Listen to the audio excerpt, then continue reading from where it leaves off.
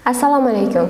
Joriy yilning 27-aprel kuni O'zbekiston Respublikasi Prezidentining ruhiy holati buzilgan, nogironligi bo'lgan shaxslarga ijtimoiy xizmat ko'rsatish tizimini tubdan takomillashtirish bo'yicha qo'shimcha chora-tadbirlar to'g'risidagi farmoni qabul qilindi. Farmonga ko'ra, bolalarning jismoniy aqliy rivojlanishida kuzatiladigan nuqsonlarni erta aniqlash va o'z vaqtida kompleks ijtimoiy xizmatlar bilan qamrab olish maqsadida 2026-yil 1-iyungacha bosqichma-bosqich erta aralashuv xizmati yo'lga qo'yiladi. Erta aralashuv xizmati doirasida nogironlik belgilangan yoki jismoniy aqliy rivojlanishda nuqsonlari mavjud 3 yoshgacha bo'lgan bolalarga Ijtimoiy himoya milliy agentligi tomonidan yagona milliy ijtimoiy himoya axborot tizimida yuritiladigan maxsus elektron reyestrga kiritilgan nodavlat tashkilotlar tomonidan xizmat ko'rsatiladi. Bolalarga maxsus pedagoglar tomonidan korreksion rivojlantiruvchi pedagogik yordam ko'rsatiladi hamda davolovchi jismoniy tarbiya yo'riqchilari tomonidan kompleks rivojlantiruvchi reabilitatsion mashg'ulotlari o'tkaziladi.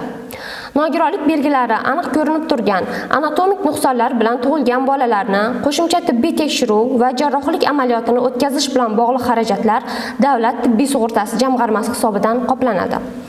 Farmonga asosan mo'tadil, og'ir va chuqur darajadagi aqliy zaiflik yoki demensiya tashxisi qo'yilgan 1 va 2 guruh nogironligi bo'lgan shaxslar uchun oilaviy muhitga yaqin shakldagi quyidagi yangi ijtimoiy xizmatlar ko'rsatish bosqichma-bosqich joriy etiladi. 2026-yil 1-iyungacha yangi kun kunduzgi qatnov asosida qarab turish xizmati. 2026-yil 1-sentyabrgacha uy sharoitida qarab turish xizmati. 2026-yil 1-oktyabrgacha kichik hajmli madad uyi xizmati. 2026-yil 1-noyabrga qadar ijtimoiy ta'til qisqa muddatli joylashtirish xizmati. Bunda ushbu xizmat kichik hajmli madad uylarida tashkil qilinadi.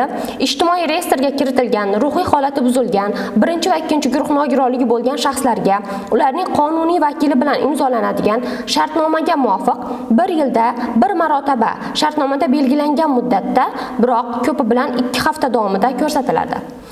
2026-yil 1-iyundan tuman shahar hokimliklari huzuridagi vasiylik va homiylik bo'yicha komissiyalar tarkibiga inson markazlari xodimlari kiritiladi.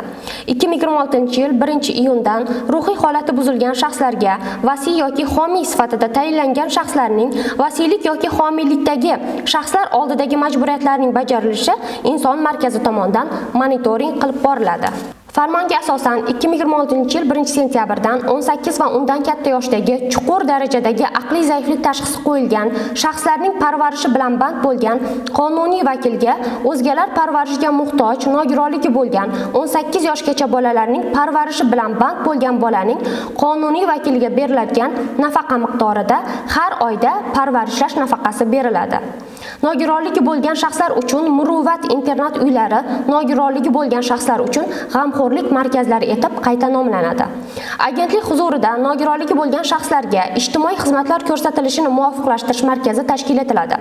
2026-yil 1-maydan g'amxo'rlik markazlariga quyidagi toifadagi shaxslar qabul qilinadi. Psixologik tibbiy pedagogik komissiya xulosasiga muvofiq joylashtirishi belgilangan nogironligi bo'lgan bolalar, oila a'zolari, shuningdek yaqin qarindoshlari mavjud bo'lmagan va o'z egaligida turar joyga ega bo'lmagan yoki yashash uchun yaroqsiz holatdagi turar joyda yashayotgan o'zgalar parvarishiga muhtoj ruhiy holati buzilgan 1 va 2 guruh nogironligi bo'lgan shaxslar. Yuqoridagi toifaga kirmaydigan ruhiy holati buzilgan 1 va 2 guruh nogironligi bo'lgan shaxslar. G'amxo'rlik markazlarida ijtimoiy xizmat ko'rsatishning quyidagi yangi tartibi joriy etiladi. Ruhiy holati buzilgan, nogironligi bo'lgan shaxslar ijtimoiy yondashuv asosida sport, ijodiy, ergoterapiya, mehnat va ijtimoiy ma'naviy terapiyaga jalb etish orqali reabilitatsiya qilinadi. Ruhiy holati buzilgan, nogironligi bo'lgan shaxslarni mustaqil hayotga tayyorlashga qaratilgan murabbiy kuzatuvida mustaqil yashash xizmati yo'lga qo'yiladi. E'tiboringiz uchun tashakkur.